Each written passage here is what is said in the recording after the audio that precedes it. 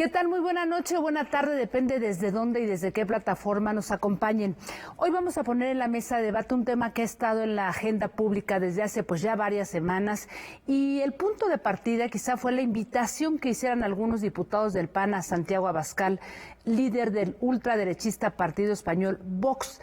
Ese hecho desató toda una polémica, deslindes en el propio Partido de Acción Nacional, y quizá lo más interesante de todo ello es que, por un lado, pues nos permitió reflexionar y profundizar sobre lo que es hoy la o las derechas en México y en el mundo, sus niveles de influencia, cómo se conectan y si es que hoy tienen en nuestro país una proyección electoral suficientemente fuerte pues como para poder conquistar el poder en el futuro.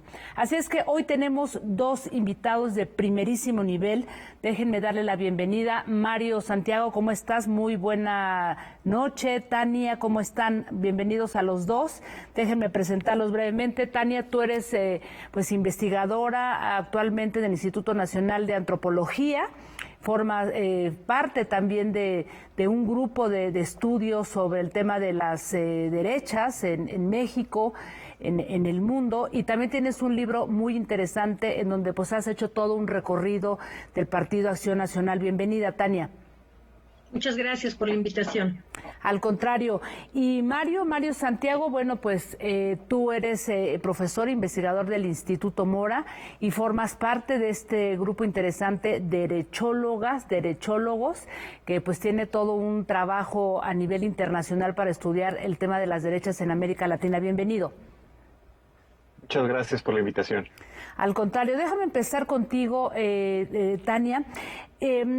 Quizá en los últimos 3 años, ¿no? Desde que al poder llegó un gobierno de izquierda, con todos los matices que podamos poner, ¿no? El partido Morena y el presidente Andrés Manuel López Obrador, el fantasma de una derecha radical ha estado ahí presente, una derecha con una capacidad de incidir o de poder acceder al poder.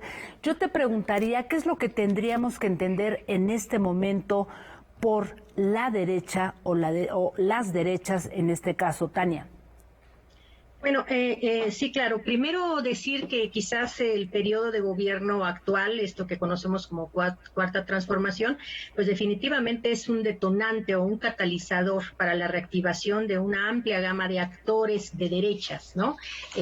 Pero, como recordarás, el triunfo de Vicente Fox en el año 2000, pues desde luego que abrió en la agenda pública una pregunta muy amplia que era cómo llegó el Partido Acción Nacional al gobierno cuando es un partido tan pequeño y tan, digamos, acotado en su estructura territorial e incluso en su número de militantes. Entonces, si estamos hablando ya de este fenómeno de forma más contemporánea, yo creo que el año 2000 es un parteaguas definitivamente, que se reedita ahora con un gobierno de izquierdas que definitivamente pone en la agenda las temáticas que vuelven efervescentes a una amplia gama de actores de derechas. No hay que olvidar que las derechas están integradas por fuerzas liberal conservadoras y neoliberales, un amplio sector también de la sociedad civil de ideología muy conservadora, donde entran estos grupos como Sublevados en México o Frena, etcétera, pero también hay un amplio sector, digamos, policlasista, en donde están conjugadas una élite económica, también un sector de las clases medias, incluso un sector popular, y por otro lado, definitivamente en nuestra historia latinoamericana, pues el papel de estas derechas más reaccionarias y clericales. Entonces, en ese amplio perfil es como me parece que debemos comprender los temas de la agenda de un gobierno de izquierda que vuelven a exacerbar los ánimos de las derechas, ¿no?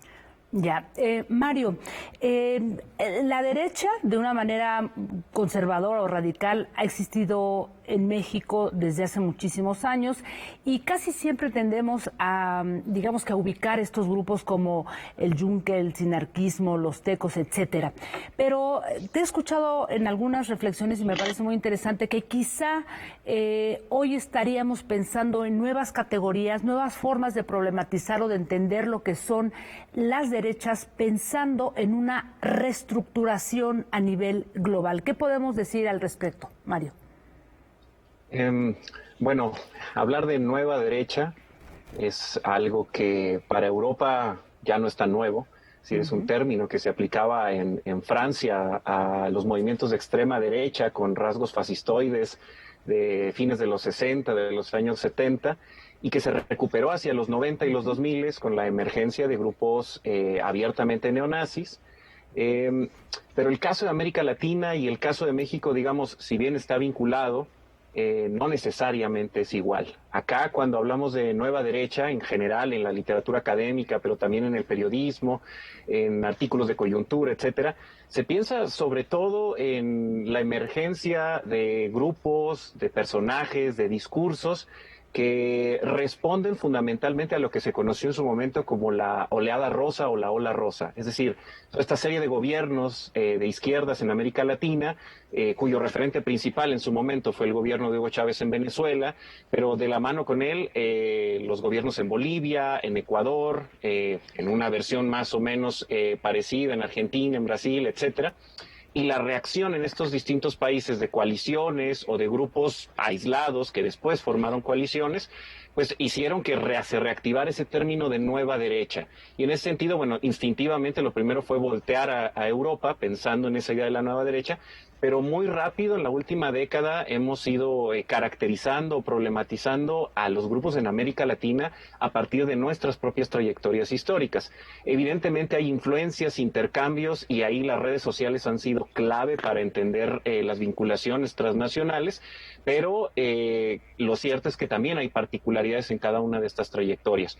Ahí valdría la pena agregar, a propósito de lo que comentaban sobre el gobierno de izquierda actualmente, que ya desde el 2006, con la campaña del miedo, se construía esta imagen, este discurso de López Obrador, el equivalente a Hugo Chávez, ¿no? La amenaza comunista, es decir, esto que ahora en los últimos días hemos visto en los medios como algo totalmente anacrónico, ya tiene más de una década en el discurso de ciertos actores. Así es. Bueno, tocas un punto muy interesante y me gustaría preguntarte, Tania, a propósito de lo que dice Mario, ¿no? Digamos que tuvimos en América Latina al inicio de los 2000 justamente toda explosión de las izquierdas en México, y luego vimos el nacimiento de derechas con muchos matices, incluso derechas populistas, ¿no? Que hoy todavía están gobernando. Y yo te preguntaría si tú ves en el escenario futuro la posibilidad de que hoy, frente al gobierno que tenemos, pueda haber tal vez una escisión en el PAN y de ahí la construcción de una derecha radical que pudiera acceder al poder y estar participando en las próximas elecciones. ¿Cómo lo ves, Tania? Bueno, yo más que decisión lo que veo es que el PAN definitivamente está cooptado por un amplio sector de estos grupos, ¿no? De extrema derecha. El deslinde que hace recientemente intentaron hacer los panistas, pues definitivamente es, digamos, una forma de actuar en el espacio público para no perder a un sector del electorado.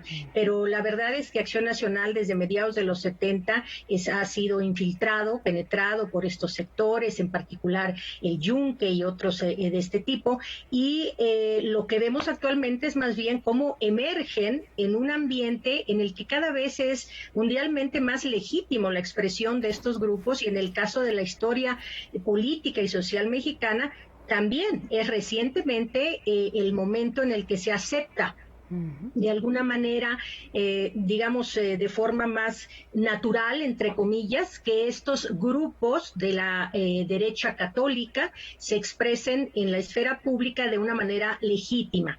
Esto lo planteo porque, como bien sabes, a lo largo del siglo XX, todo este discurso nacionalista revolucionario que privilegió el análisis y la construcción de un discurso histórico basado en los grupos de izquierda y los campesinos, obreros, sector popular, particularmente como parte del Estado Nacional, ¿no? Esta gran épica nacional, hizo, digamos, a un lado, un poco marginó, incluso desde el análisis historiográfico, el estudio de estos grupos. Entonces, quiero decir que para que esto se pueda dar, para que emerjan de manera un tanto natural e incluso legítima en el espacio público, ha sido necesario un cambio en la naturaleza del Estado mexicano, al pasar de este discurso nacionalista revolucionario al modelo neoliberal, en el que se acepta una mayor pluralidad en términos de los mercados distintos, ¿o no?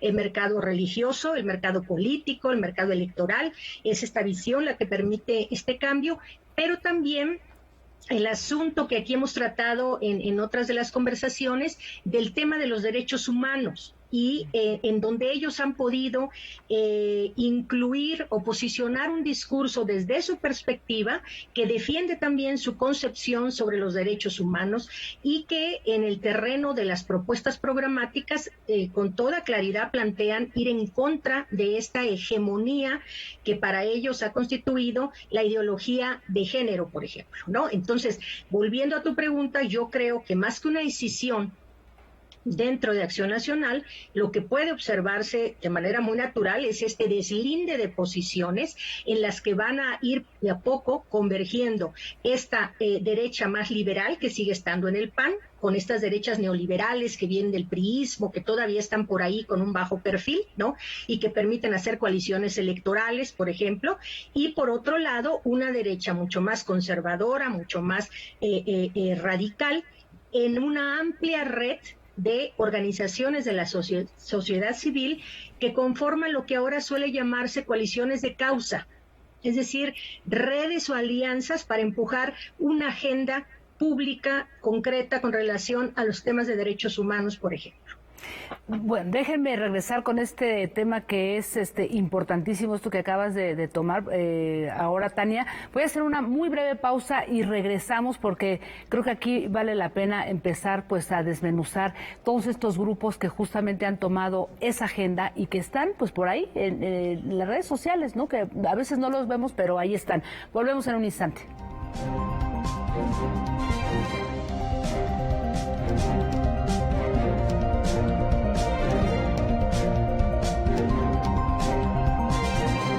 Gracias por continuar con nosotros aquí en Debate 22. Antes de irnos a la pausa, planteaste algo muy interesante, Tania, y quería yo preguntarte, Mario, a propósito, digamos que de este tema, estas agendas que a veces van a ras de piso, que tienen que ver con asuntos, digamos, de derechos humanos, como decía Tania, que pasan por todo este espectro que llaman estos grupos la ideología de género, estar en contra del aborto, estar, digamos, que a favor de las familias, digamos que totalmente hombre-mujer, ¿no? O sea, en fin, una cantidad de términos, de temas que son muy importantes, pero te he escuchado por ahí en algunos análisis muy interesantes en donde tú dices que hay grupos de derechas, ¿no? que están trabajando a nivel global y que están mucho más a nivel de las redes sociales. Justamente a partir de eso, pues yo también me metí ahí a investigar, he encontrado muchísimos, ¿no?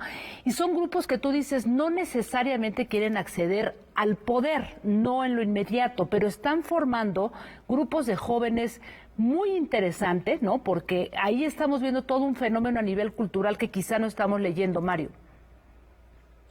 Efectivamente, digamos, parte de esta nueva derecha en el continente americano, y ahí habría que hacerlo extensivo también a Estados Unidos, y ahora recientemente estos puentes que se están estableciendo públicamente con las derechas europeas o las derechas radicales, no son nuevos, digamos, están sostenidos en vínculos que ya se han ido construyendo en los últimos años en las redes sociales, en las que sobre todo jóvenes, algunos hay que decirlo, si les rastreamos la trayectoria, claramente son productos, es decir, han sido seleccionados, han sido entrenados, ¿no? Se les han dado cursos de oratoria, se les prepara, ¿no? Incluso físicamente para ser personajes mediáticos.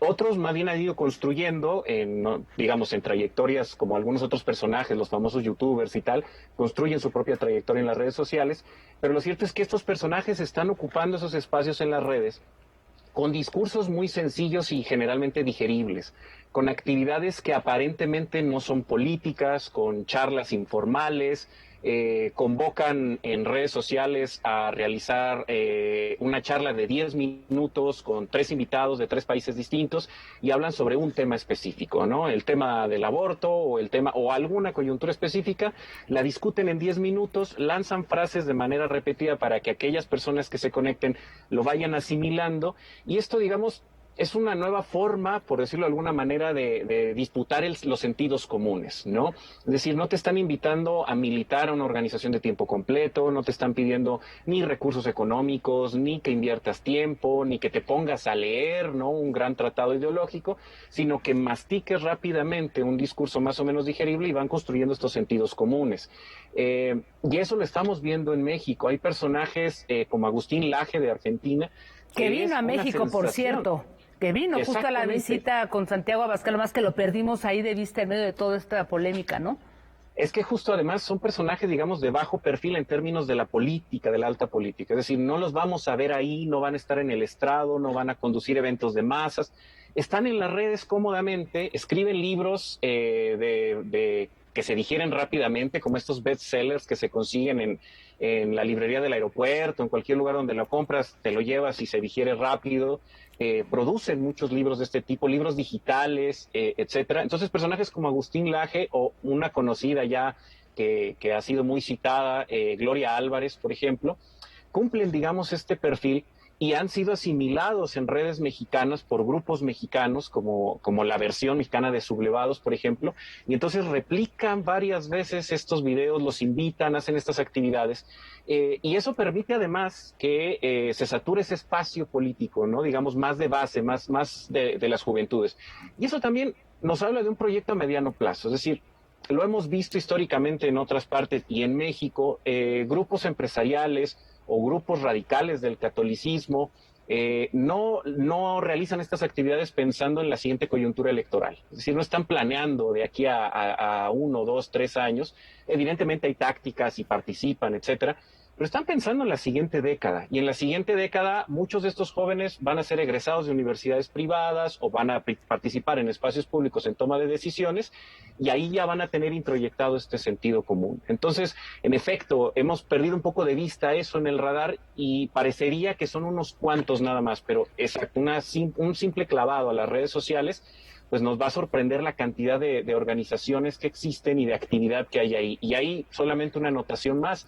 Creo que una cosa que también llama la atención, sumando a lo que señalaba Tania en sus comentarios anteriores, no tienen empacho en ponerle a sus grupos derecha tal, derecha mexicana, viva la derecha, somos la derecha, etcétera, etcétera, etcétera, porque no tiene esa connotación negativa, ¿no?, que tendrían un discurso público más clásico. Al contrario, lo reivindican frente a, y ahí viene una larga lista, digamos, de nombres, de sustantivos y de adjetivos, ¿no?, que se asocian a izquierda, comunismo, populismo, etcétera, que tampoco es que estén del todo estructurados, pero ahí van construyendo este discurso y van construyendo estos sentidos comunes.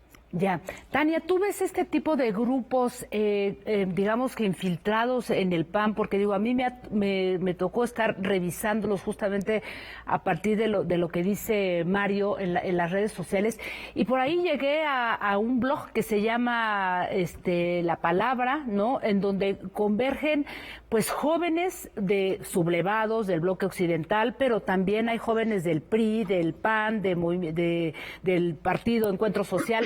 En fin, ¿cómo ves tú este panorama y cómo este tipo, digamos que de lo que se está haciendo en las redes sociales, ¿no?, está realmente infiltrando al PAN o a otros partidos?